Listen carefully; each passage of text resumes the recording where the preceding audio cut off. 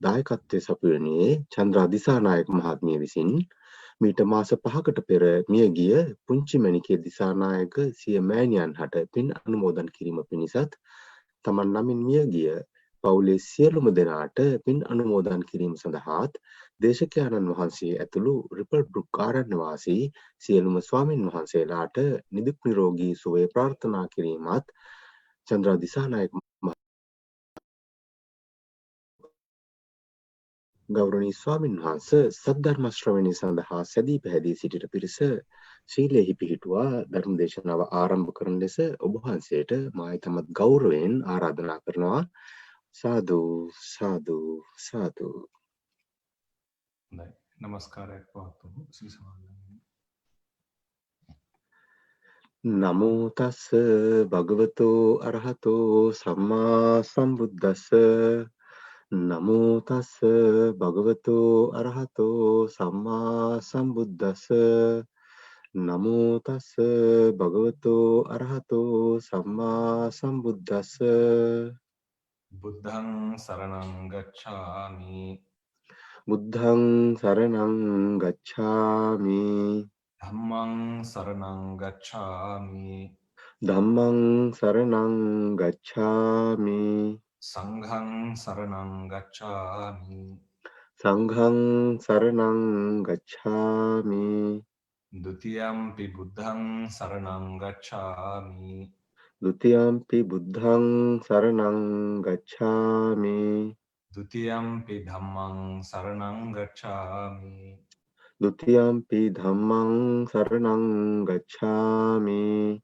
ဒ ුතියම්පි සංඝං සරණං ගච්ඡාමි. ဒ ුතියම්පි සංඝං සරණං ගච්ඡාමි. තතියම්පි බුද්ධං සරණං ගච්ඡාමි. තතියම්පි බුද්ධං සරණං ගච්ඡාමි. තතියම්පි ධම්මං සරණං ගච්ඡාමි. තතියම්පි ධම්මං සරණං ගච්ඡාමි. තතියම්පි සංඝං සරණං ගච්ඡාමි. තතියම්පි සංඝං සරණං ගච්ඡාමි. සරණාගමනං සම්පොන්නං ආම භන්තේ. පාණාතිපාතා වේරමණී සික්ඛාපදං සමාදියාමි. පාණාතිපාතා වේරමණී සික්ඛාපදං සමාදියාමි. අදින්නා දාන වේරමණී සික්ඛාපදං සමාදියාමි. අදින්නා දාන වේරමණී සික්ඛාපදං සමාදියාමි. කාමේසු මිච්ඡාචාරා වේරමණී සික්ඛාපදං සමාදියාමි. කාමේසු මිච්ඡාචාරා වේරමණී සික්ඛාපදං සමාදියාමි. මුසාවාදා වේරමණී සික්ඛාපදං සමාදියාමි. මුසාවාදා වේරමණී සික්ඛාපදං සමාදියාමි. සුරාමේරය මජ්ජපමා දට්ඨානා වේරමණී සික්ඛාපදං සමාදියාමි. සුරාමේරය මජ්ජපමා දට්ඨානා වේරමණී සික්ඛාපදං සමාදියාමි. තිසරණේන සද්ධින් පංචශීලං ධම්මං සාදුකං සුරක්ෂිතං කତ୍වා අපමාදේන සම්පාදේත. ආම භන්තේ. සාදු සාදු සාදු. නමෝ තස්ස භගවතෝ අරහතෝ සම්මා සම්බුද්දස්ස. නමෝ තස්ස භගවතෝ අරහතෝ සම්මා සම්බුද්දස්ස. නමෝ තස්ස භගවතෝ අරහතෝ සම්මා සම්බුද්දස්ස. ශ්‍රද්ධාවන්ත කාරුණික පින්වතුනි, අදත් මේ පින්වතුන් සුපුරුදු පරිදිම බද්දේක විහාරී ආරණ්‍ය සේනාසනය මගින් සංවිධානය කරනු ලබන අන්තර්ජාලය ඔස්සේ පැවැත්වෙන ඒ භාවනා වැඩසටහන් මාලාවේ තවත් එක් ධර්ම දේශනාවක් ශ්‍රවණය කිරීමටයි සූදානම් වන්නේ. අද දවසේ වශයෙන් මේ දේශනා මාලාවේ සත්‍තිස් බෝධිපාක්ෂික ධර්මයන්හි එක් ධර්ම කොට්ටාසයක් පිළිබඳව සාකච්ඡා කරන්නටයි. මේ සත්‍තිස් බෝධිපාක්ෂික ධර්ම තමයි පංච ඉන්ද්‍රිය. අපි මේ වෙනකොට ඒ පංච ඉන්ද්‍රිය ධර්මයන්ගේ ඉන්ද්‍රිය හතරක් සම්පූර්ණයෙන්ම සාකච්ඡා කරලා අවසానයි. දැන් අපිට ඉතුරු වෙලා තියෙන්නේ අවසාන ඉන්ද්‍රිය ධර්මය වන ප්‍රඥා ඉන්ද්‍රිය පිළිබඳව සාකච්ඡා කරන්න. අපි සද්ධා, විරිය, සති සහ සමාධි යන ඉන්ද්‍රියන් පිළිබඳව ඉතා මනවින් සාකච්ඡා කළා. ඒ හැම ඉන්ද්‍රියක් පාසාම අපි දේශනාව තුළ අඩංගු වෙන කරුණු කාරණා උකහා දක්වමින් කරුණු ඉගෙන ගත්තා.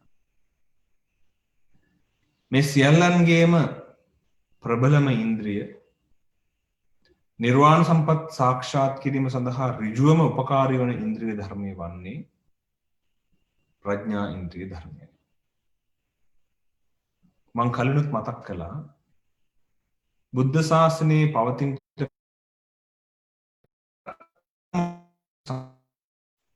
සමාජයේ ඉගැන්වීමක් තිබ්බා.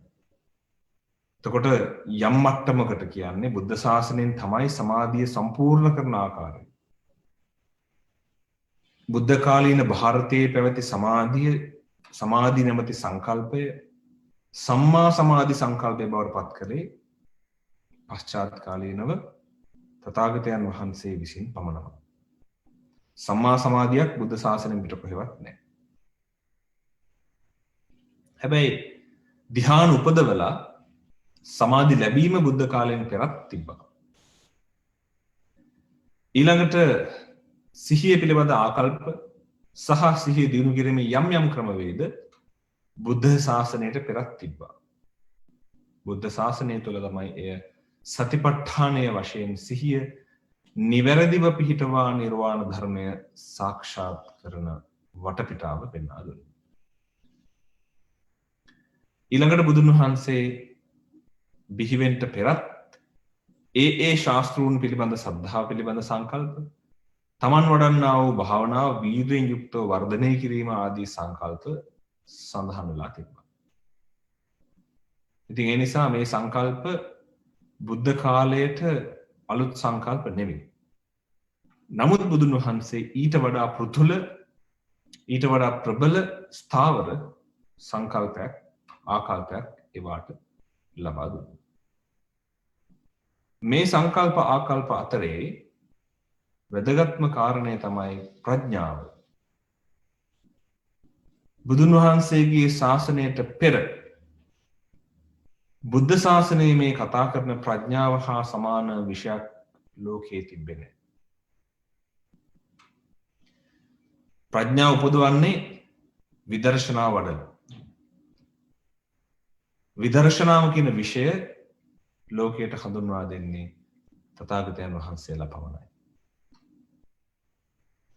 ලෝකයේ තිබෙන යථා ස්වභාවය යථා වශයෙන් දැකීමේ හැකියාව. තිබෙන විදිහට ලෝකයේහි ස්වභාවය දැකීමේ හැකියාව තමයි විදර්ශනාවෙන් සිද්ධ කරන්නේ. ඒ වගේ සංකල්පයක්, ඒ වගේ අදහසක් සමාජයට මුලින්ම ලබා දුන්නේ තථාගතයන් වහන්සේ පමණයි. ඒ නිසා තථාගතයන් වහන්සේ මේ ඉන්ද්‍රිය සාකච්ඡාව ගත්තහම, ඉන්ද්‍රිය පිළිබඳ සංකල්පය ගත්තහම බුද්ධ ශාසනයට ප්‍රඥා ඉන්ද්‍රියත් එක්ක ලොකු සම්බන්ධතාවයක් තියෙනවා. හැබැයි එහෙම කියලා මම කලින් මතක් කළා ප්‍රඥා ඉන්ද්‍රිය විතරක් වඩන කෙනෙකුට නිවන් අවබෝධ කරන්න හැකියාවක් නැහැ. ඒ විතරක් වර්ධනය කරලා. අනිකුත් ඉන්ද්‍රියත් අනිවාර්යෙන් වර්ධනය කරන්න ඕනේ. ඒ නිසා මේ සෑම ඉන්ද්‍රියක්ම උපකාර වෙනවා නිර්වාණ සම්පත්තිය සාක්ෂාත් කරගන්න. සෑම ඉන්ද්‍රියක්ම උපකාර වෙනවා ඉන්ද්‍රිය සමතාවයට පත් කරලා මාර්ගඵල අවබෝධ කරගන්න. හැබැයි ඒ අතරේ ප්‍රඥාව යථාර්ථය අවබෝධය සඳහා වැදගත් කාර්යභාරයක් ඉෂ්ට කරනවා. ප්‍රඥා ඉන්ද්‍රිය ගත්තහම පින්වතුනි ලෝකේ ඇත්ත ඇති සැටියෙන් දකින්න පුළුවන් කෙනාට මේ ප්‍රඥාව වඩාත් බහුලව ප්‍රබලව තියෙනවා කියන්න පුළුවන්. ප්‍රඥාව කියන සංකල්පය අපි බුද්ධ ශාසනය තුලත් සමහර විට අපේ ලංකාවාසීන්ගෙත් වැරදි අදහසක් මේ ප්‍රඥාව ගැන තියෙනවා. මේ හොඳට ඉගෙන ගන්න පුළුවන් නම් ප්‍රඥාව වැඩි. බුද්ධිමත් භාවය වැඩි නම් ප්‍රඥාව වැඩි. එතකොට තර්ක විතර්ක හොඳට කරන්න පුළුවන් නම් ප්‍රඥාව වැඩි. සමහර වෙලාවට ලස්සනට කතා කරන්න පුළුවන්, ලස්සනට ධර්ම දේශනා කරන්න පුළුවන් නම් ප්‍රඥාව වැඩි නෑ. එකක්වත් ප්‍රඥාවේ පැතිකඩක්වත් නිරූපණය කරන්නේ නෑ. තමන්ගේ මතක ශක්තිය කොච්චර හොඳ වුණත්, තාර්කික හැකියාව, විචක්ෂණශීලී භාවය කොච්චර උසස් වුණත්, තමන්ගේ අනෙකුත් ශක්්‍යතාවන් කොච්චර ප්‍රබල වුණත්, ඒවායෙන් ඔබගේ ප්‍රඥාවේ ප්‍රමාණය හා ස්වරූපය පෙන්වා දෙන්නේ නැහැ. ප්‍රඥාවේ ස්වරූපය, ප්‍රඥාවේ ප්‍රමාණය පෙන්වා දෙන එකම සාධකය තමයි ඇත්ත ඇති සැටියෙන් දැකීමේ හැකියාව. යථාර්ථය අවබෝධ කර ගැනීමේ හැකියාව. බලන්න අපි සරලව අරගෙන අපේ ජීවිතය දිහා බැලුවම අපිට පේනවා නේද? අපිට බොහෝ තැන්වල ඇත්ත තේරුම් ගන්න හරි අමාරුයි. අපි ඇත්ත තේරුම් ගන්න නෑ බොහෝ තැන්වල. අපි පනවාගත් දේ තමයි තේරුම් ගන්න. විශේෂයෙන් මාන්නයට හේතු වෙන කාරණා ගත්තාම අපි මාන්නෙන් ඉන්නවා ගොඩක් වෙලාවට. යම් දේවල් පුළුවන් කියලා, යම් දේවල් තියනවා කියලා උඩඟු බවින් මාන්නෙන් ඉන්නවා. මෝහ මූලික භාවයෙන් යුක්තව වාසය කරනවා. ඇත්තටම ඒ විතරක් නෙමෙයි, අපි සරලව ගත්තොත් මේ කාරණය අපි හෙට මැරෙන්නේ නැහැ.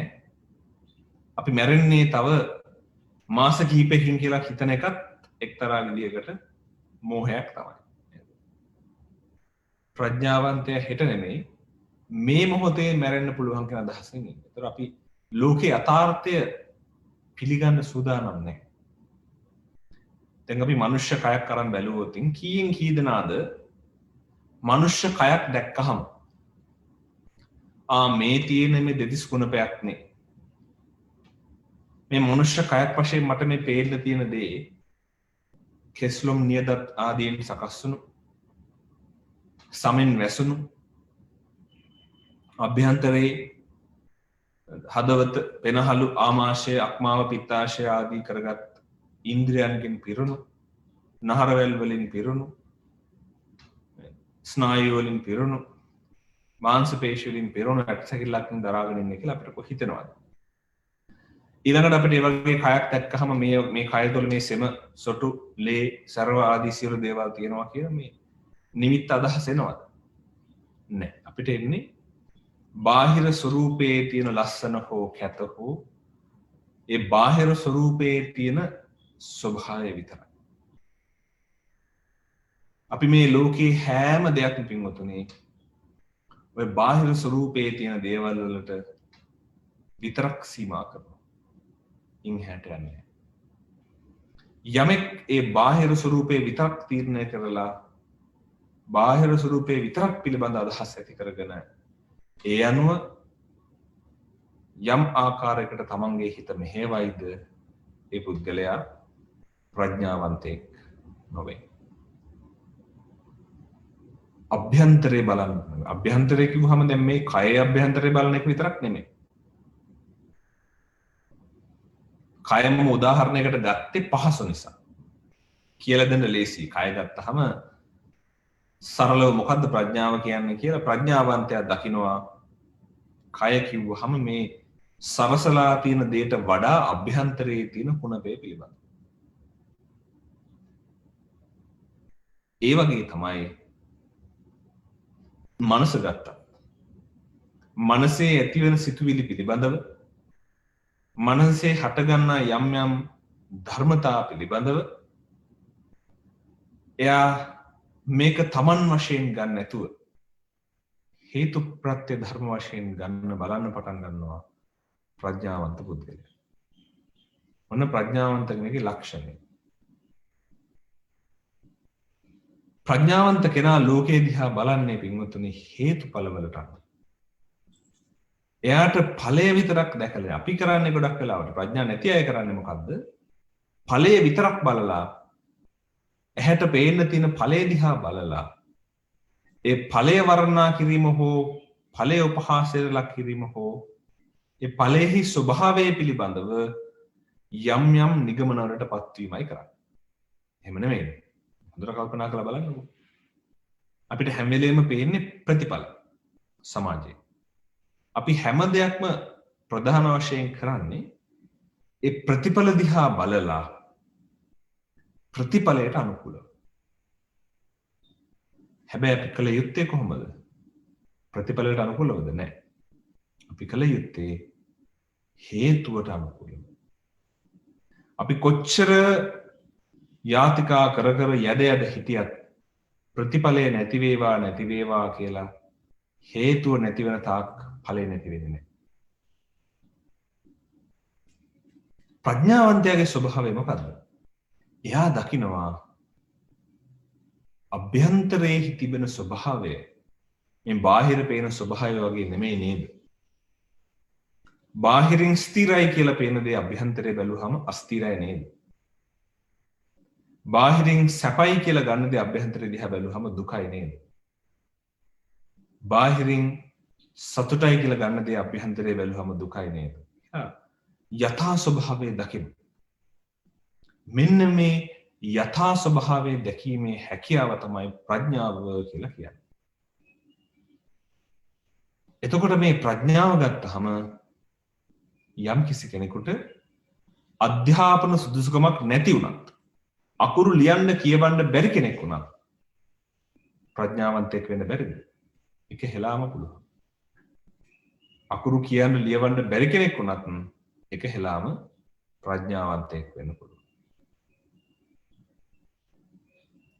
ප්‍රඥාවන්තයාට තිබෙන්නා වූ ලක්ෂණය තමයි එයා ලෝකයේ යථා ස්වභාවය දකිනවා. හැබැයි එක එක මට්ටම් වලින් සමහර කෙනෙක් ඉන්න පුළුවන් එයාගේ ප්‍රඥාව හොඳට වැඩිලා තියෙනවා. හැබැයි එයාගේ ශ්‍රද්ධා, විරිය, සති, සමාධි ආදී අනිකුත් ඉන්ද්‍රිය වැඩිලා නැහැ. එතකොට එයාට ලෝකයේ යම් යම් ආකාරයට විශ්ලේෂණය කර කර බලන්න පුළුවන්. හැබැයි ඒ වුණාට මාර්ගඵල අවබෝධ කරන්න බෑ. දැන් අපි දැකලා තියෙනවනේ සමහර අය ලස්සනට මේ ලෝකයේ තියෙන යම් යම් සංකල්ප, ආකල්ප, අදහස් ඇත්ත සැටියෙන් පෙන්වා දෙමින් විශ්වාස කරමින් පෙන්නනවා. විශ්ලේෂණය කර කර පෙන්නනවා. හැබැයි ඒ වුණාට ඇත්තට මේ කෙනාගේ අභ්‍යන්තරය බැලුවහම එයා ශ්‍රද්ධාවන්ත නැති බව පේනවා. එයා වීර්ය කරන්නේ නැති බව පේනවා. අපිට සාමාන්‍යයෙන් හොයන්න පුළුවන් නේ. කවුරු හරි කෙනෙක් නිතර එයා ධර්ම දේශනා කරනවා, බණ කියනවා, උගන්වනවා ධර්මයේ. හැබැයි යාට තරහ යනවා. ඒ කියන්නේ යාට යාගේ වීර්ය ප්‍රබල භාවයෙන් යුක්තව තියෙන එක. වීර්ය ප්‍රබල නම් තරහ පාලනය කරන්න පුළුවන් වෙන්නේ නැහැ. තරහ යන්නේ වීර්ය සම්පත් අඩු අය. මොකද වීර්ය සම්පත් හොඳට තියෙනවා නම් එයාට උපන්න අකුසල් ප්‍රහාණය කරන්න පුළුවන්. තරහව කියන්නේ අකුසල ධර්මයක් නේ. ඒක ප්‍රහාණය කරගන්න බෑ කියන්නේ එයාට තරහයි. ඒ කියන්නේ වීර්ය නැහැ. එයාගේ විශ්වාසය එයා බුදුරන් වහන්සේ දේශනා කරන ධර්මයට වඩා තමන්ගේ ප්‍රඥාව සහ තමන් විශ්ලේෂණය කර කර දක්වන අදහස් වලට තැන දෙනවා. එතකොට මොකද වෙන්නේ? ප්‍රඥාව යම් මට්ටමකට තිබිය හැකි. මොකද එයාට යථාර්ථය පේන නිසා. හැබැයි ශ්‍රද්ධාව නැහැ.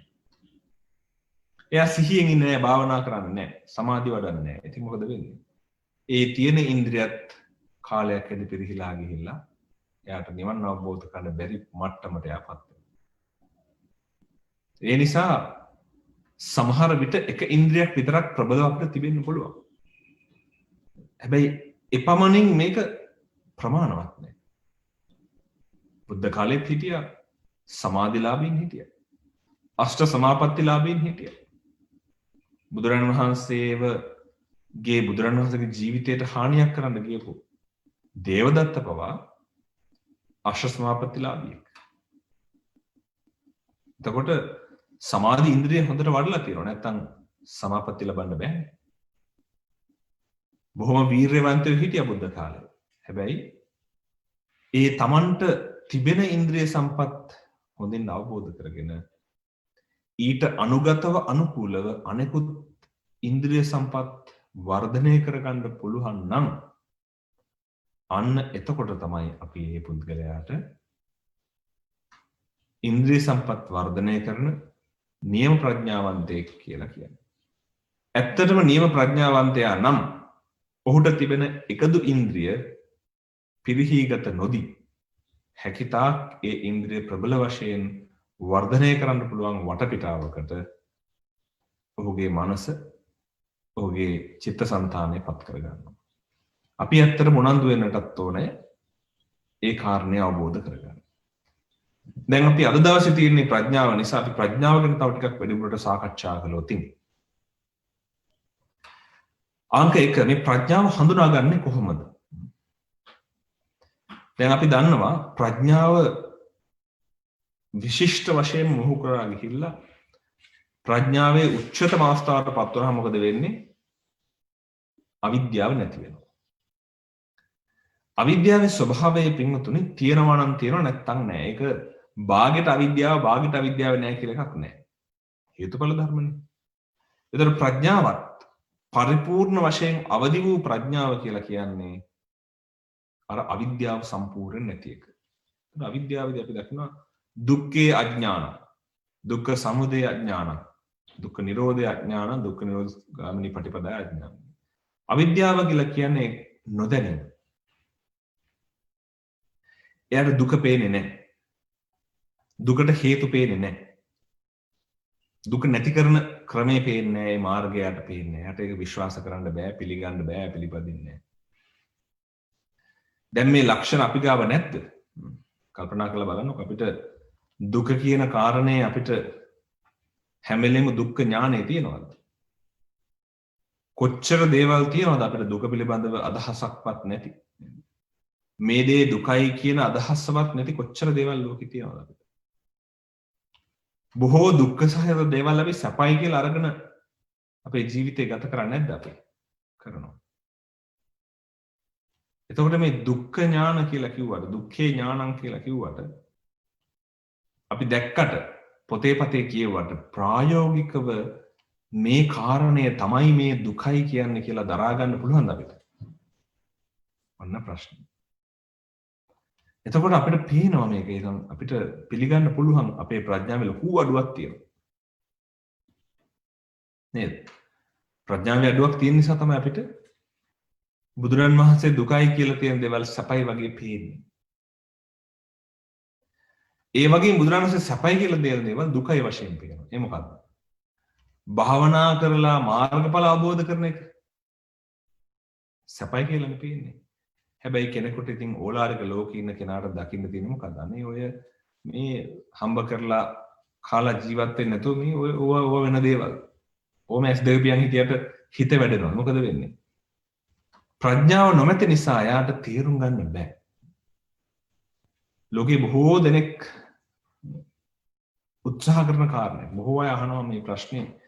බුදුරන් වහන්සේ ඔච්චර ප්‍රබල නම් ඇයි මුළු ලෝකෙම බෞද්ධ කරේ නැත්තේ? බුදුරන් වහන්සේට කිසිම කෙනෙක්ව අතින් අල්ලන් නිවන දක්වා අරන් යන්න බැරි නිසා. එහෙම කරන්නේ නැහැ. ඒ හේතුව නිවන් දකින්නට අවශ්‍ය කරන සාධක සම්පූර්ණ වෙලා තියෙනවා. එතකොට ලෝකේ කොච්චර මිනිස්සු හිටියත් ඒ අයට මේ සද්ධා විරිය සති සමාධි ප්‍රඥා ආදී ගුණධර්ම ටික නැහැ ඉතින්. ප්‍රඥාව පිළිබඳ අදහසක් ආකල්පයක්වත් නැහැ. ඉතින් කොහොමද ධර්ම අවබෝධය කරන්නේ? බුදුන් වහන්සේ කොච්චර ධර්මය කිව්වත් ඒ අයට තේරුම් ගන්න හැකියාවක් නැහැ.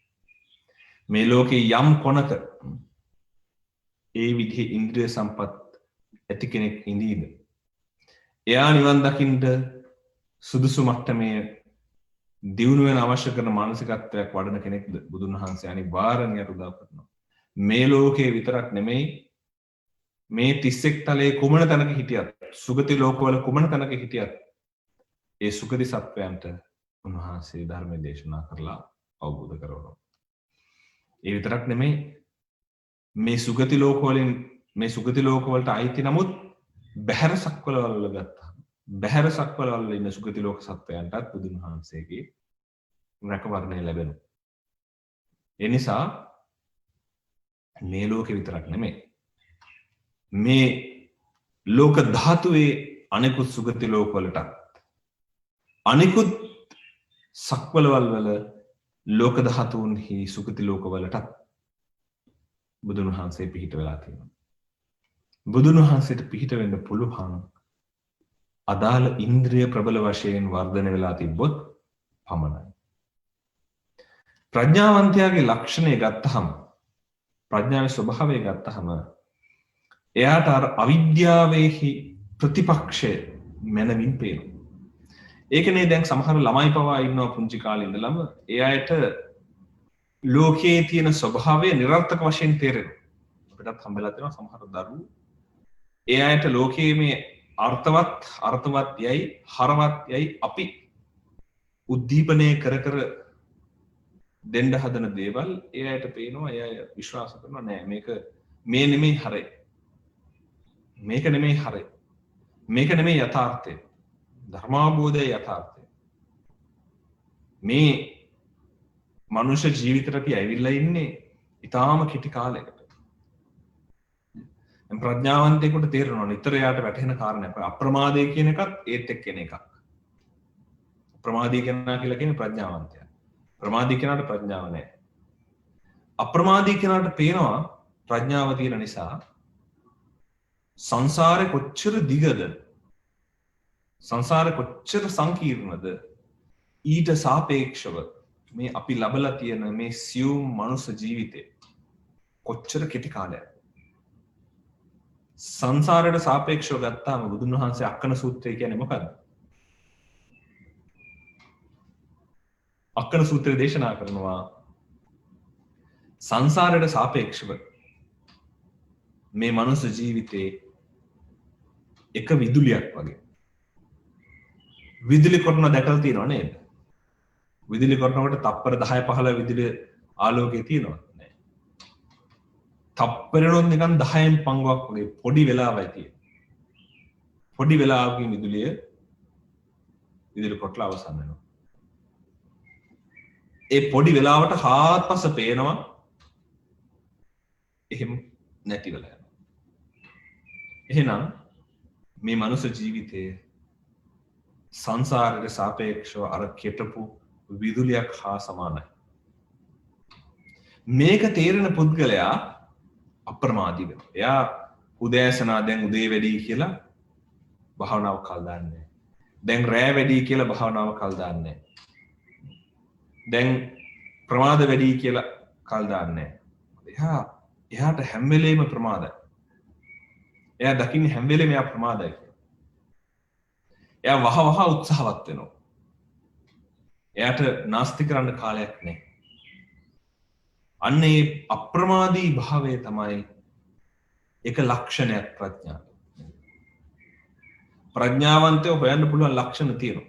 මම කිව්වේ ඇත්ත ඇති සැටියෙන් පේනවා. යථාර්ථය දකින්න පුළුවන්. ප්‍රඥාවන්තයෝ අප්‍රමාදී. අප්‍රමාද ලක්ෂණය වුන් තුල පිහිටලා තියෙනවා. තවත් වැදගත් දෙයක් තියෙනවා සමාජයේ දකින්න පුළුවන්. මොකද්ද? නිහතමානීයයි. කෙනෙක් නිහතමානී වෙන්නේ පින්වතුනි ප්‍රඥාව නිසා. හොඳට බලන්න සමාජයේ දිහා බොහොම පහසුවෙන් අඳුනගන්න සමහරු හරිම නිහතමානී. කොච්චර අනිත් අය දොස් කිව්වත් කොච්චර අනිත් අය යාට දෝෂාරෝපණ එල්ල කරා. එයා බොහොම නිහතමානී වියසාගෙන දරාගෙන ඉන්නවා. තමන්ගේ තත්ත්වය කවදාවත් පෙන්වන්න උත්සාහ කරන්නේ නැහැ. තමන්ගේ තත්ත්වය කවදාවත් ප්‍රදර්ශනය කරන්නේ නැහැ. තමන්ගේ තත්ත්වය කවදාවත් උලුප්පල අරගෙන මම තමයි මේ දේවල් කරන්න කියලා පෙන්වන්න උත්සාහ කරන්නේ නැහැ. ඒ ප්‍රඥාවන්තයාගේ ස්වභාවය. මොකද ඒක පැත්තකින් ඔහුට පේනවා ප්‍රඥාවන්තයාට පේනවා අර මං කලින් කිව්වා වගේ මෙහි ඇති දෙයක් නැහැ.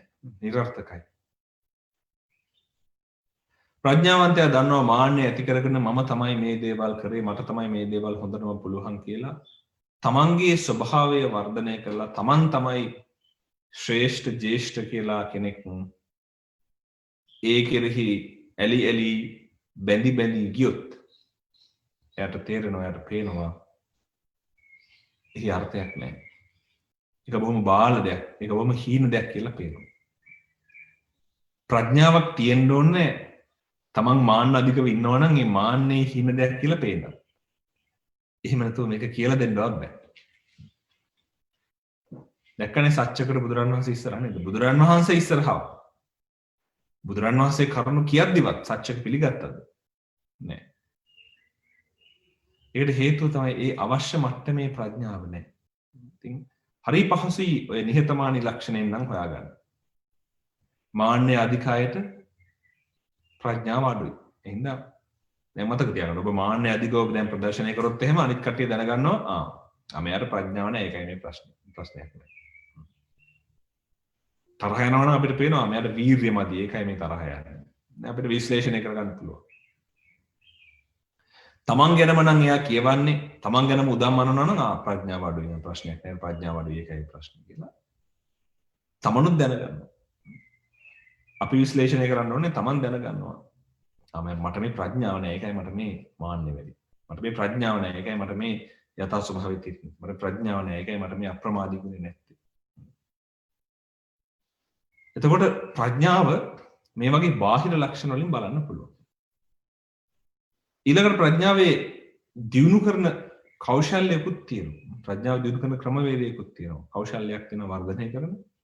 ඒ තමයි අර යථා ස්වභාවයේ දකින ආකාරය. ඇත්තටම අපි කතාවකට කියනවා මේක නිකන් අභිප්‍රේරණයක් වගේ කියලා නේද? අභිප්‍රේරණය කරන්න පුළුවන්. ඕන කෙනෙක් අපි ඉංග්‍රීසියෙන් කියන්නේ බ්‍රේන් වොෂ් කරනවා කියලා. අපිට පුළුවන් යම් කිසි කෙනෙකුට කතා කරලා නිතර නිතර කතා කරලා ඔහුගේ අදහස් ආකල්ප වෙනස් කරන්න. යම් කිසි කෙනෙකුට නිතර නිතර කතා කරලා එයාගේ අදහස් ආකල්ප සම්පූර්ණයෙන්ම උඩ යටිකුඩ කරන්න පුළුවන්. කතා කරන විතරක් නෙවෙයි තව ක්‍රමවේද ගොඩාක් තියෙනවා. ඒවා අනුගමනය කරලා එයාගේ හිතන පතන ක්‍රමය වෙනස් කරන්න පුළුවන්. මේ ප්‍රඥාව වර්ධනය කරන ක්‍රමය ගත්තහම ඊටත් ඔය වගේම ටිකක් සාපේක්ෂ සාධාරණ ළඟින් යන කාරණයක් තියෙනවා. මොකක්ද? ප්‍රඥාව වර්ධනය කරන කෙනාටත් මේ ඇත්ත ඇතිස්සටියෙන් පේන විදිහට අපේ හිත වෙනස් කරන්න පුළුවන්. දැන් උදාහරණයකට අපි ගත්තොත් අසුභ භාවනාව වගේ දෙයක් ගත්තම අපිට කලින් ලෝකයේ දැක්කහම මිනිස්සු දැක්කහම යාට ඒ කයක් වශයෙන් පෙනිලා ඒ කයේ තියෙන අර හැමේ තියෙන ලක්ෂණ කයේ තියෙන ලක්ෂණ හැඩතල ආදියට හිත යොමු වෙලා ඒ කයට හැමට හැඩතල වලට ඒ ඉන්න පුද්ගලයාට කතා කරන කටහඬට ආදී දේවල් වලට වසඟ වෙලා ඒ පුද්ගලයාටයි මම මේ ඇලෙන්නේ බැඳෙන්නේ කියලා හිතාගෙන ඉන්න ලක්ෂණය සම්පූර්ණයෙන් වෙනස් වෙනවා අසුභ භාවනාව වඩනකොට. මොකද වෙන්නේ? අසුභ භාවනාව වඩන කෙනා දකිනවා මෙතන තියෙන්නේ මේ හැමෙන් වෙහිච්ච මහා කුණප ගොඩක්. එයා දකින්නේ නෑ මෙතන මේ අපි දකින විදිහේ ලස්සන රූපයක් කියලා. ඒක රූපේ සම්බන්ධයෙන් ගත්තහම කියන්නේ නැතේ කාමා යානි චිත්තානි ලෝකේ සංකප්ප රාග පුරුෂස්ස කාම. මේ අපේ හිතේ හටගන්නා කාම අරමුණු සිතුවිලි තමයි මේ රාගයේ වශයෙන් අපිට පේන්න තියෙන්නේ. ඒක අපේ සංකල්ප රාගය. සංකප්ප රාග කියලා කියන්නේ. එතකොට ඒක වෙනස් කරනවා කෙනෙක් කාලයක් තිස්සේ මේක දිහා අධ්‍යයනය කරලා මොකද වෙන්නේ?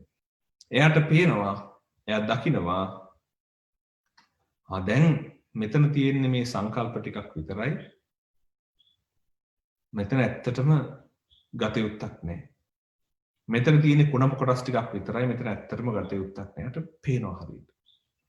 ඔන්න එතකොට අසුභ භාවනාව වඩන කෙනා මොකද උනේ? මීට කලින් එයාගේ රූපය ගැන තිබ්බ අදහස එයා අසුභය වඩලා වෙනස් කරනවා. දැන් කාලාන්තරයක් තිස්සේ අසුභය වඩන හින්දා එයාගේ හිත දැන් වෙනස් වෙලා දැන් එයා ඉස්සර වගේ රූපේ දිහා දකින්නේ අර බාහිරින් පේන හැමෙන් වෙහිච්ච ලස්සන ටික විතරක් නෙමෙයි. ඒක ඇහෙන් දැක්කට එයා හිතින් දකිනවා අභ්‍යන්තරේ මහා කුණප කොටස් ටිකක් තියෙනවා. නඩත්තු නොකිරීමෙන් වැగిරී යන ස්වභාවයක් තියෙනවා. මරණයටපත් වූ වහාම නේද? වැగిරී ගිහිල්ලා සිදී බිදී යන ස්වභාවයක් තියෙනවා. එහෙම බලනවා.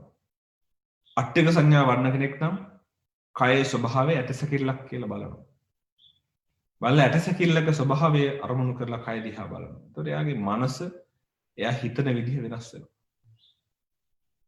ඒ සියල්ලටම වඩා අනිත්‍ය භාවය ප්‍රකට වෙන්නේ.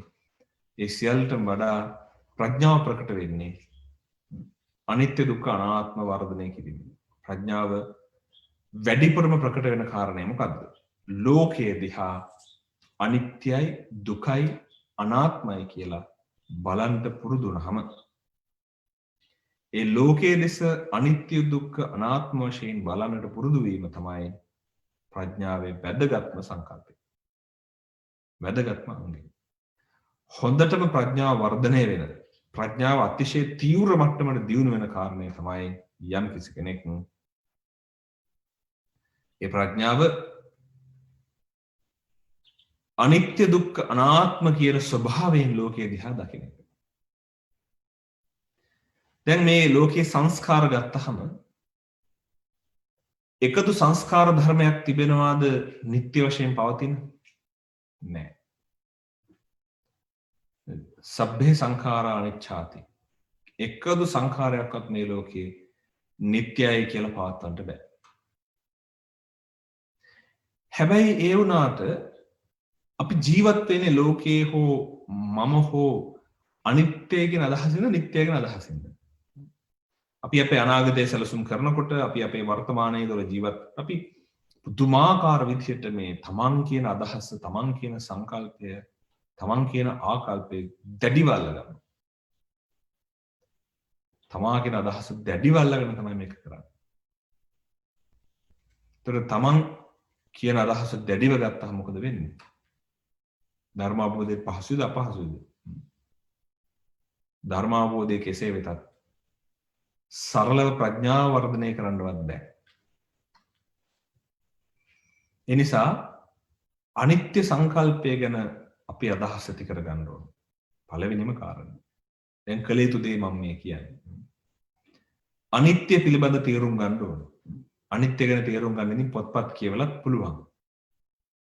හැබැයි පොත්පත් කියවට බෑ. මොකද මම හැම වෙලේම කියන කාරණයක් තියෙනවා. බොහෝ අය පොත්පත් එහෙම කියවලා ඉතින් කියනවා මොනවා හරි ප්‍රශ්නයක් වුණාම අනේ ඔක අතහැරලා දාන්න. අතහැරලා දාන්න කියන. ප්‍රශ්නේ අනුන්ගේ වෙන තාක් පහසුවෙන් අතහරින්න කියන්න පුළුවන්. හැබැයි Taman අතහරින්නේ නැහැ. මටත් හම්බෙලා දෙන බොහෝ අය අපිටත් දෙන උපදෙස් අතහැරලා දාන්න ස්වාමීන් වහන්සේ අතහැරලා දාන්න කියලා. හැබැයි ඒ අය ගැටලුවක් මතුවනහම ඒ අය අතහරින්නේ නැහැ. අල්ලගෙන ඉන්නවා. ඒතර අපි ධර්මයෙන් තුලින් ගන්නේ සමහර වෙලාවට ඊට අදාළ කරන කෙටි අවවාද ටිකක් විතරයි. ඒකත් අනිත් අයට දෙන්න. Tamanට පිළිපදින්න නෙමෙයි. ඔන්න ප්‍රශ්නේ අපිට තියෙන්නේ. හැබැයි මේ අනිත්‍ය ස්වභාවය කියන කාරණේ තියෙන්නෙම කාටවත් කිය යන්න නෙමෙයි. අනිත් අයට උපදෙස් දෙන්න නෙමෙයි. අනිත් අයගේ හිත හදන්න නෙමෙයි. අපිට තේරුම් ගන්න. අපි තේරුම් ගන්නව වෙනුවට අනුන්ගේ හිත හදා යනවා නම් අනිත් අයට කියා යනවා නම් මොකද වෙන්නේ? ධර්ම දේශනා වශයෙන් නම් යහපත් කුසලයක් වෙයි. හැබැයි ඒක ප්‍රඥාව දිනු වෙන්න හේතුවක් වෙන්නේ. ඒ නිසා අපි ලෝකේ දේවල් අනිත්‍ය වෙන හැටි බලන්න ඕන. ඒකට කියනවා අපි සරලව ක්‍රම තුනක් දේශනා කරලා තියෙනවා නේද? ප්‍රධාන වශයෙන් මොනවද? ස්කන්ධ ආයතන ධාතු. ලෝකේ අනිත්‍ය හැටි බලන්නේ කොහොමද? ස්කන්ධයන්ගේ අනිත්‍ය ස්වභාවය බලනවා. ස්කන්ධ ආයතන ධාතු කියලා අපි කියන්නේ ස්කන්ධයන්ගේ අනිත්‍ය ස්වභාවය බලනවා. ඒතර ස්කන්ධයන්ගේ අනිත්‍ය ස්වභාවය කියලා කියද්දී රූප වේදනා සංඥා සංස්කාර විඥාන සකස් වෙන හැටි නැති වෙලා යන හැටි අනිත්‍ය වෙන හැටි ක්‍රියාවලිය අධ්‍යයනය කරනවා. දෙවෙනි කාරණය ආයතන ඇස කන නාසය දිව ශරීරයේ මනස කියන ආයතන 6කින් සකස් වෙලා තියෙන හැටි ඒවා අනිත්‍ය වෙලා යන හැටි අධ්‍යයනය කරනවා. ධාතු සතර මහා ධාතු හෝ සුද්ධාෂ්ටක ආදී පඨවි ආපෝ තේජෝ වායෝ නැත්නම් වර්ණ ගන්ධ රස ඕජා පඨවි ආපෝ තේජෝ වායෝ වර්ණ ගන්ධ රස ඕජා කියන මේ සතර මහා ධාතු වන පඨවි ආපෝ තේජෝ වායෝ හෝ සුද්ධාෂ්ටකය වෙන පඨවි ආපෝ තේජෝ වායෝ වර්ණ ගන්ධ රස ඕජා හෝ ස්වභාවය පිළිබඳව අධ්‍යයනය කරනවා. එතකොට අපිට පේනවා වෙනස් වීමේ ලක්ෂණයක්. අන්න ඕක තමයි ඊළඟට වැදගත්ම කාරණා. ආයතන ස්කන්ධ ධාතු අධ්‍යයනය කරනකොට පේන්න පටන් ගන්නවා මේ හැමදේම වෙනස් වීමේ ලක්ෂණයක් තියෙනවා. මොහොතක් පාසා වෙනස් වීමේ ලක්ෂණයක් තියෙනවා. මේන්න මේ මොහොතක් පාසා වෙනස් වීමේ ලක්ෂණයට තමයි අනිත්‍ය කියලා කියන්නේ. වෙනස් වෙනවා. විපරිණාම ධර්මයෙන් වෙනස් වෙනවා අනිත්‍ය කියන එක හැම වෙලේම. වෙනස් වෙන නිසා තමයි දේවල් අනිත්‍ය භාවයට පත් වෙන්නේ.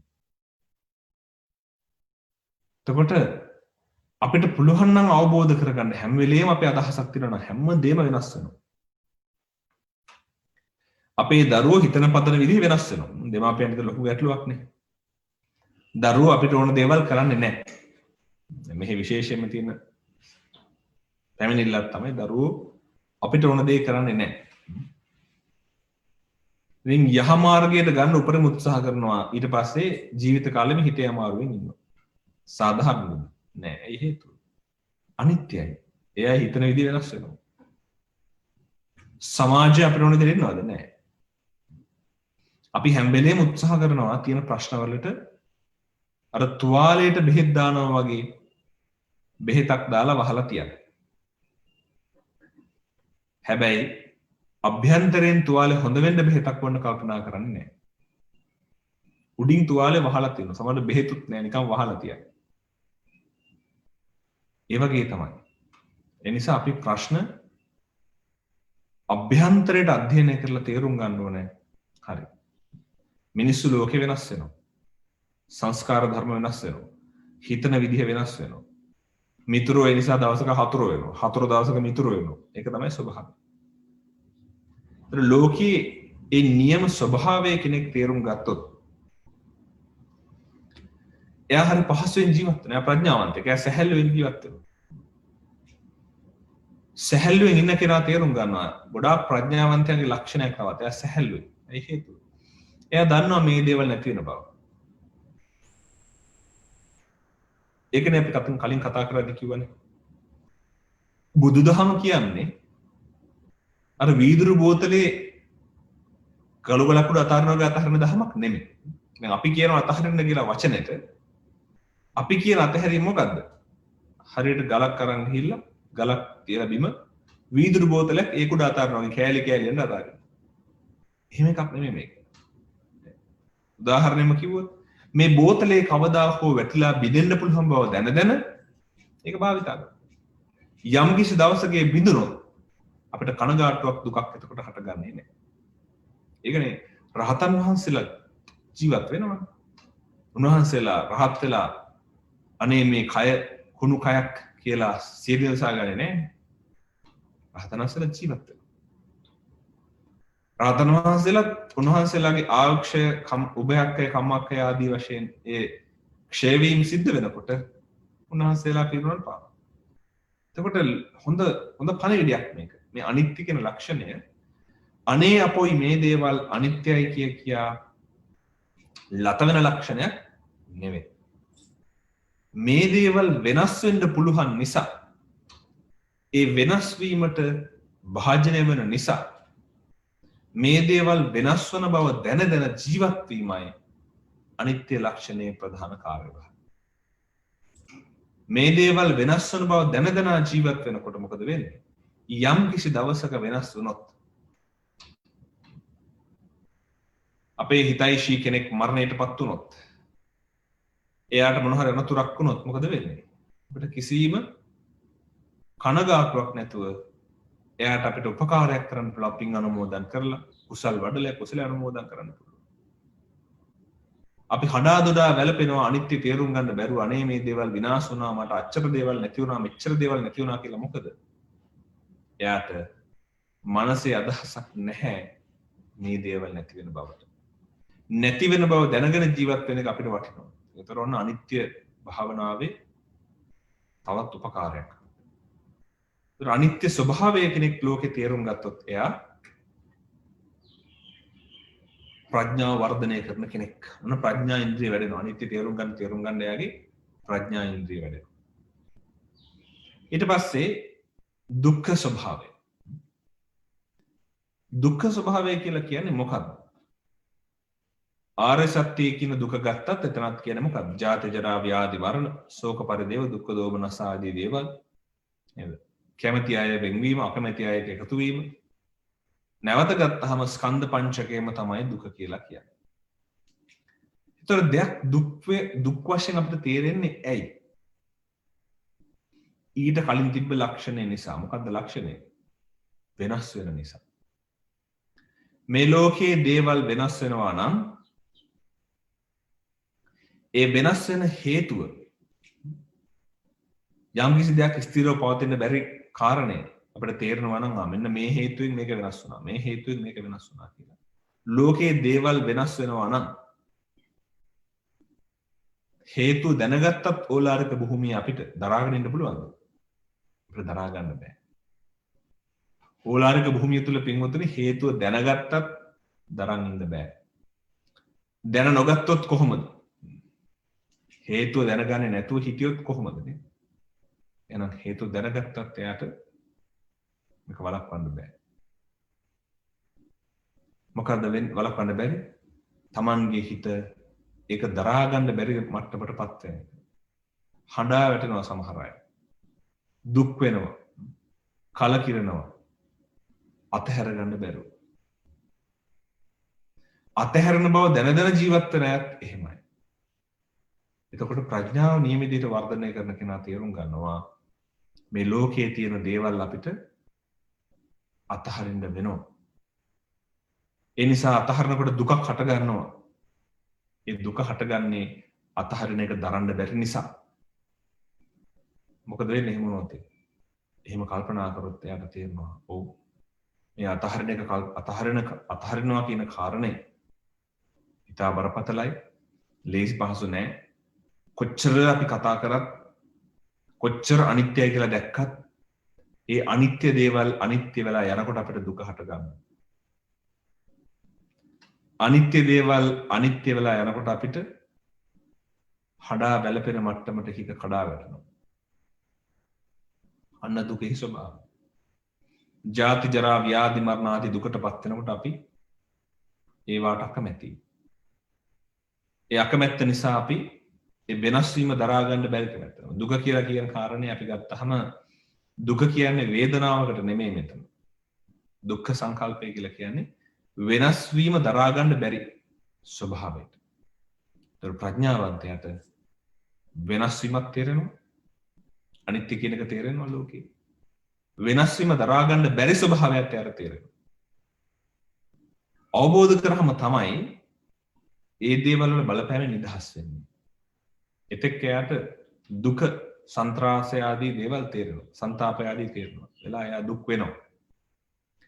මේ දෙකටම වඩා තවත් ගැඹුරට කියපු කාරණයක් තමයි තමන්ට මේ දේවල් තමන්ගේ වසඟේ පවත්වන්න බෑ කියලා තේරුම් ගන්න. ඇත්තට මේක විසඳුමක් වගේ.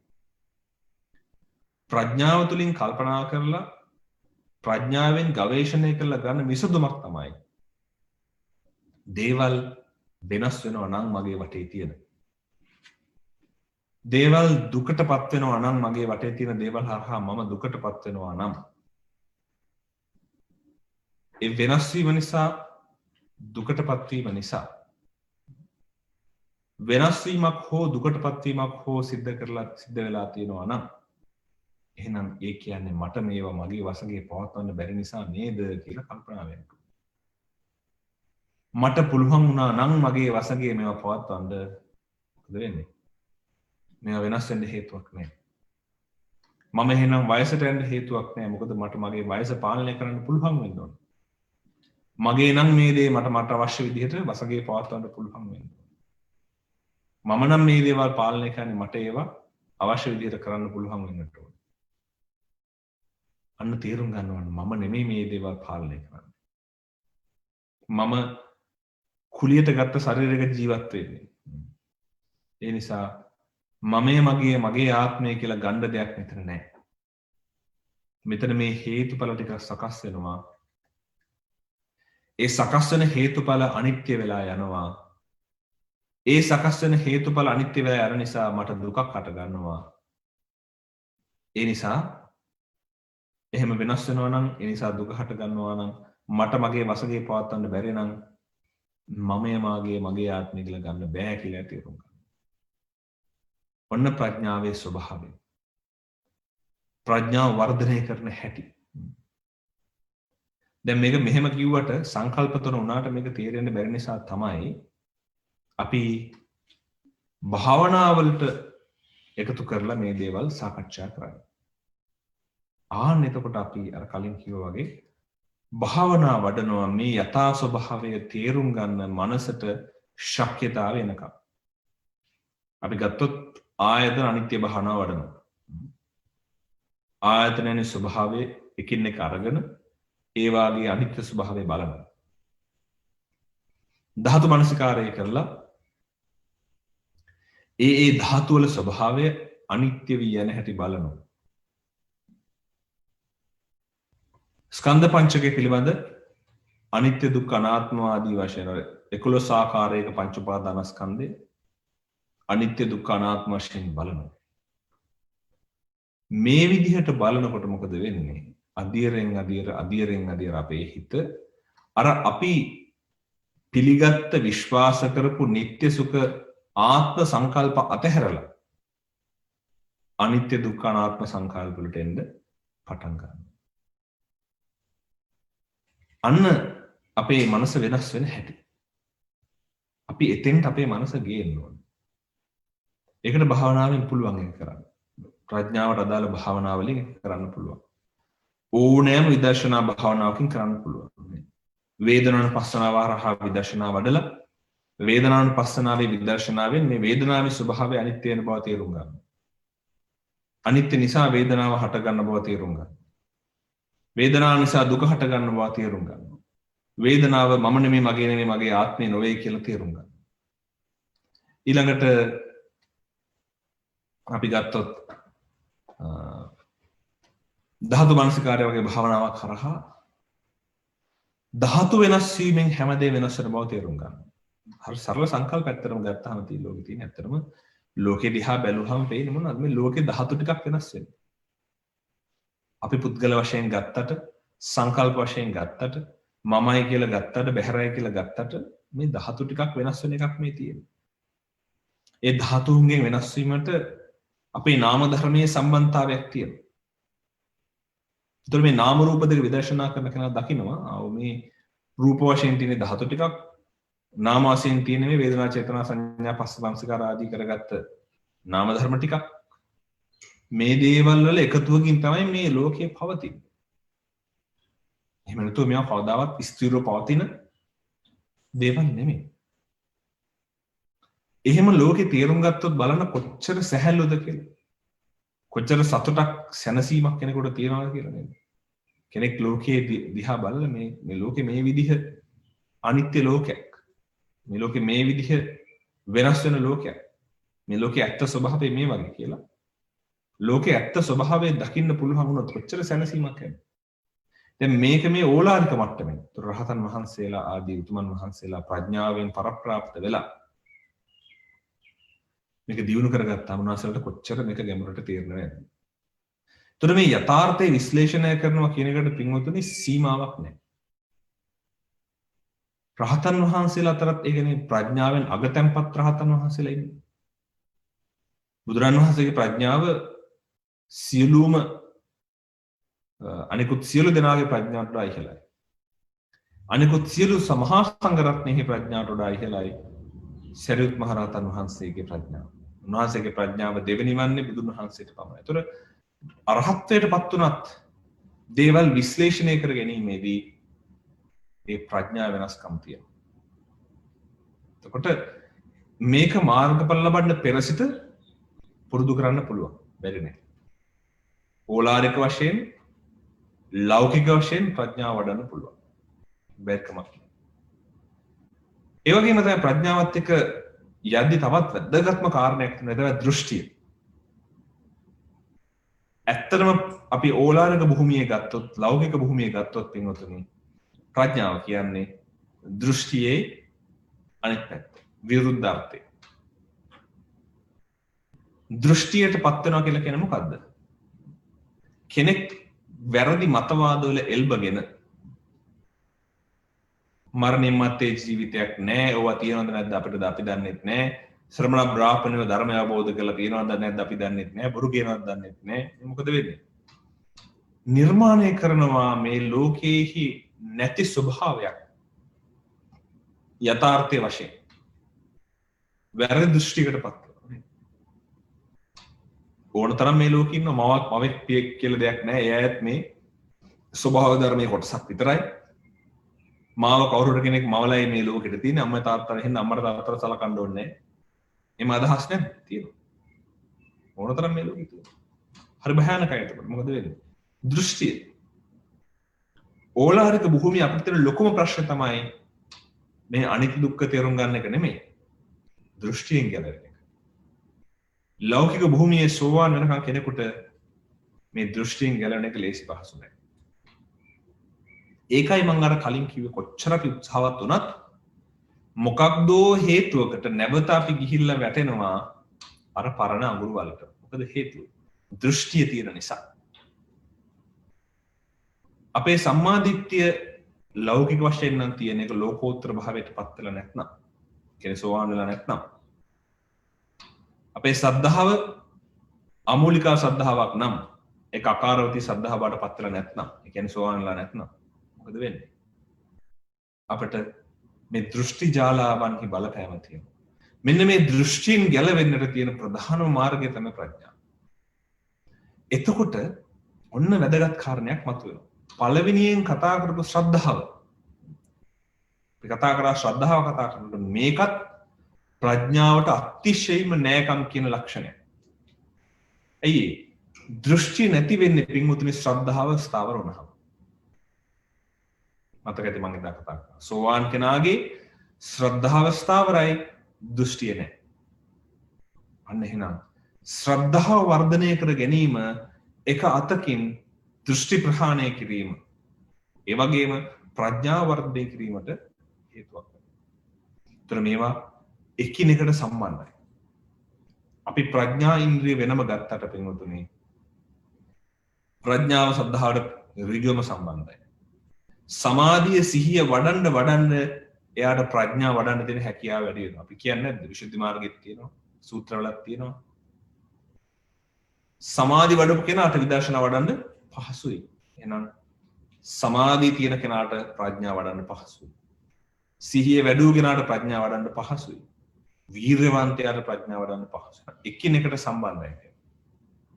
ඒතර පංච ඉන්ද්‍රිය ධර්මයන් ගත්තාම මේ පංච ඉන්ද්‍රිය ධර්මයන් එකිනෙකට සම්බන්ධයි. එකකට එකක් වෙන් කරලා පෙන්වන්න බෑ.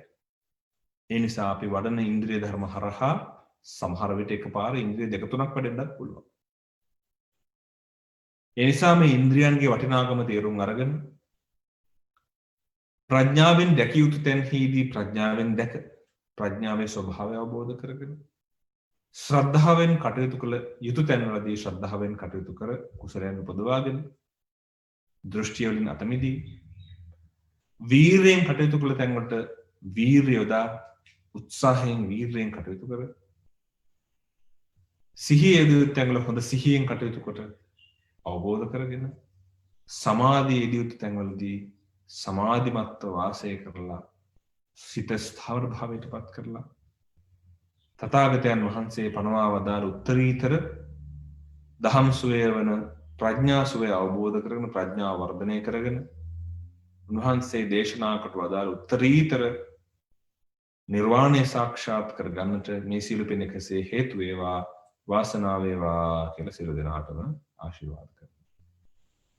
ඒ වගේම මේ පින් හේතු වාසනා කරගෙන අද දවසේ විශේෂයෙන්ම මේ ලෝකවාසී මහා සංඝරත්නය අපගේ ගුරු දේවෝත්තමයන් වහන්සේලා වර ප්‍රමුඛ ආචාර්ය උපාධ්‍යයන් වහන්සේලා වර ප්‍රමුඛ ලෝකවාසී මහා සංඝරත්නය මේ පින් දැකබලා සතුටින් අනුමෝදන් කරගනිත්වා අනුමෝදන්ව ප්‍රමාදීව නිදුක් නිරෝගී සුවපත් භාවයට පත්වෙත්වා උතුම් අමා මහ නිවන් සුවය සාක්ෂාත් කර ගැනීම සඳහාම මේ පින කෙසේ හේතු වේවා වාසනාව වේවා කියලා පින් අනුමෝදන් කරනවා. ඒ වගේම ත්‍රිපල් බ්‍රුක් ආරණ්‍ය සේනාසන වාසී ස්වාමීන් වහන්සේලා සියලු දෙනාමත් අපගේ ගෞරවනීය වැයගඩපළ විමල ඥාන ස්වාමීන් වහන්සේ වර ප්‍රමුඛ මේ මහා සංඝරත්නයටත් මේ පින් අනුමෝදන් කරනවා. ස්වාමීන් වහන්සේලාටත් යම් තාක් සීලවන්ත ගුණවන්ත ගුණධර්මයන් පුරුදු කරන්නා වූ මහා සංඝරත්නයක් වේද ඒ සියලු මහා සංඝරත්නයටත් මේ පින කෙසේ හේතු වාසනා කරගනිත්වා උතුම් අමා මහ නිවන් සුවය සාක්ෂාත් කර ගැනීම සඳහා මේ පින කෙසේ හේතු වාසනා කරගනිත්වා කියලා පින් අනුමෝදන් කරනවා. ඒ වගේ මේ පින් හේතු වාසනා කරගෙන මේ ලෝකවාසී දෙවි දේවතාවුන් වහන්සේලා සක්‍ර දේවේන්ද්‍රයා සහපති බ්‍රහ්ම රාජ චතුර් මහරජික සතරවරම් දෙවියන් දරුවන් ඉෂ්ට දේවතා මණ්ඩලයේ දෙවි දේවතාවුන් වහන්සේලා අප්‍රමුඛ දිව්‍යතා මණ්ඩලය ඇතුළු දෙවියොත් මේ පින් දැකබලා සතුටින් අනුමෝදන් කරගනිත්වා අනුමෝදන්ව ප්‍රමාදීව නිදුක් නිරෝගී සුවපත් භාවයට පත්වෙත්වා උතුම් අමා මහ නිවන් සුවයම සාක්ෂාත් කරගනිත්වා කියලා පින් අනුමෝදන් කරනවා. ඒ වගේ මේ පින් හේතු වාසනා කරගෙන අපට මේ අනන්ත වූ සංසාරේ පටන් මේ දක්වා මේ පරලෝකීය වූද ජීවිත සිටිනා වූ ඥාතීන්ටත් මේ පින් අනුමෝදන් වෙත්වා. ඒ සියලු ඥාතීන් මේ පින් දැකබලා සතුටින් අනුමෝදන් වෙත්වා. දුක්ඛිත අභාවයේ ස්ථානයන් සිටිනවා නම් අත මෙදෙත්වා. සුගතිමත් භාවයේ සිටිනවා නම් ඒ වඩාත් වර්ධනය කරගනිත්වා. නිදුක් නිරෝගී සුවපත් භාවයෙන් අමා මහ නිවන් සුවම සාක්ෂාත් කරගනිත්වා කියලා පින් අනුමෝදන් කරනවා. ඒ වගේම මේ පින් හේතු වාසනා කරගෙන ජීවත් සිටිනා වූ සියලු ඥාතීන්ටත් අද මේ ධර්ම දේශනාවට සම්බන්ධ වුණා වූ සියලු දෙනාටත් උපකාර කරා වූ සියලු දෙනාටත් මේ පින් අනුමෝදන් කරනවා. විශේෂයෙන් අද දවසේ ඔක්තෝබර් මාසයේ 21 වෙනිදා ධර්ම දේශනාව සඳහා දායකත්වය දක්වන්නේ චන්ද්‍රා දිසානායක මහත්මිය. මීට මාස 5කට පෙර මිය පරලෝ ගිය පුංචිමැණිකේ දිසානායක තම මෑණියන්ට පින් අනුමෝදන් කිරීම පිණිසත් තමන් නමින් මියගිය පවුලේ සියලුම දෙනාට පින් අනුමෝදන් කිරීමත් බලාපොරොත්තු වෙනවා. ඒ වගේම දේශකයන් වහන්සේ ඇතුළු රිපල් බ්‍රුක් ආරණ්‍ය සේනාසන එහි වාසය කරන සියලු මහා සංඝරත්නයටත් මේ පින් අනුමෝදන් වෙත්වා නිදුක් නිරෝගී සුවපත් භාවයේ ප්‍රාර්ථනා කරනවා. ඒ වගේම මේ පින් දැක බලාගෙන ඒ නම් සඳහන් කරන්න යෙදුනා වූ සියලු මහත්මීන් මේ පින් අනුමෝදන් වෙත්වා. ඒ නිර්වාණ සම්පත්තිය සඳහා මේ පින් එකසේ හේතු වාසනා කරගනිත්වා. දුක්ඛිත අභාවයේ ස්ථානයන්හි සිටිනවා නම් දුක්ඛිත අභය භාවයෙන් මිදෙත්වා. සුගතිමුත් ස්ථානයක සිටිනවා නම් සුගතිමුත් භාවයට වර්ධනය කරගනිත්වා. ඒ වගේම කල්යාණ මිත්‍ර සම්පත්තිය ලබත්වා. ධර්ම ශ්‍රවණය ලබත්වා. මේ බහර මේ ගොරබිරම් වූ සංසාරයේ ස්වභාවය හොඳින් තේරුම් ගනිත්වා. නිර්වාණ සම්පත්තිය සාක්ෂාත් කර ගැනීම සඳහා අවශ්‍ය කරන වටපිටාව සකස් වෙත්වා. නිදුක් නිරෝගී සුවපත් භාවයෙන් උත්තරීතර නිර්වාණ සම්පත්තියම සාක්ෂාත් වෙත්වා කියලා අපි අනුමෝදන් කරමු. එත්තාවතා චම්හෙහි සම්පතම් පුඤ්ඤ සම්පදං සබ්බේ දේවා අනුමෝදන්තු සබ්බ සම්පත්ති සිද්ධියා. එත්තාවතා චම්හෙහි සම්පතම් පුඤ්ඤ සම්පදං සබ්බේ භූතා අනුමෝදන්තු සබ්බ සම්පත්ති සිද්ධියා. එත්තාවතා චම්හෙහි සම්පතම් පුඤ්ඤ සම්පදං සබ්බේ සත්තා අනුමෝදන්තු සබ්බ සම්පත්ති සිද්ධියා. ඉදම් මේ ඥාතීනං හෝතු සුඛිතා හොන්තු ඥාතයෝ. ඉදම් මේ ඥාතීනං හෝතු සුඛිතා හොන්තු ඥාතයෝ. ඉදම් මේ ඥාතීනං හෝතු සුඛිතා හොන්තු ඥාතයෝ. ඉදම් මේ පුඤ්ඤං ආසවක්ඛයා වහං හෝතු සබ්බ දුක්ඛා පමුච්ඡතු. සාදු සාදු සාදු සාදු සාදු සාදු. ඕකාස වන්දාමි භන්තේ සුපත් වේවා. මයා කතං පුඤ්ඤං සාමිනා අනුමෝදිතබ්බං. සාදු අනුමෝදාමි. සාමිනා කතං පුඤ්ඤං මයිහං දාතබ්බං. සාදු අනුමෝදතබ්බං. සාදු අනුමෝදාමි. ඕකාස ద్వාරත්තේන කතං සබ්බං අච්ඡං කමතමේ භන්තේ. කමාමි කමිතබ්බං. ඕකාස කමාමි භන්තේ. දුතියම්පි ඕකාස කමාමි භන්තේ. තතියම්පි ඕකාස කමාමි භන්තේ. සීලවන්තං ගුණවන්තං පුඤ්ඤක්කෙත්තං අනුත්තරං දුල්ලභේන මයා ලද්ධං පස්සිතුං වන්දිතුං වරං සාරිපුත්තාදි තේරාණං ආගතං පටිපාටියා සද්ධා සීල දයාවාසං බුද්ධ පුත්තං නමාමහං සාදු. සබ්බීතියෝ විවර්ජන්තු සබ්බ රෝගෝ විනස්සතු මාතේ භවත්වන්තරායෝ සුඛී දීඝායුකෝ භව භවතු සබ්බ මංගලං රක්ඛන්තු සබ්බ දේවතා සබ්බ බුද්ධානුභාවේන සබ්බ ධම්මානුභාවේන සබ්බ සංඝානුභාවේන සදා සොත්ති භවන්තු තේ සුපත්ති. සාදු සාදු සාදු.